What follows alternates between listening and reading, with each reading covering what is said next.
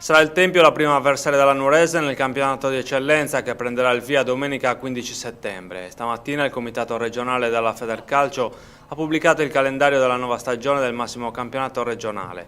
I verdi-azzurri ospiteranno al Floghieri una rivale storica con cui hanno duellato per anni.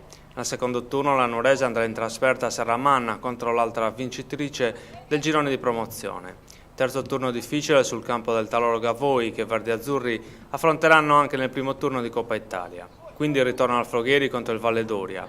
Alla quinta giornata trasferta a Cagliari contro un'altra matricola come la Palma Monteurpino. Quindi nuova sfida casalinga contro l'Alghero, altra nobile decaduta, prima di andare a far visita al Muravera di Lulu Oliveira, formazione ambiziosa che punta alla vittoria del campionato. Quanto all'altro derby, quello col San Teodoro, è in programma in trasferta il 17 novembre. Il girone di andata si chiuderà con la sfida impegnativa contro il Portocorallo in trasferta. La gara è in programma il 15 dicembre.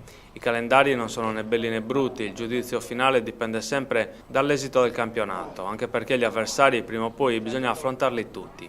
Un handicap, soprattutto in avvio di torneo, potrebbe essere rappresentato dalle due trasferte nelle prime 3 giornate. È il fatto che la Nuorese affronti quasi tutte le big in trasferta, ma sarà il campo a parlare. La Nuorese ha ben presente qual è il suo obiettivo, vincere il campionato, un ruolo non semplice da gestire, ma che la società, il tecnico e i giocatori sono consapevoli di dover interpretare fino alla fine.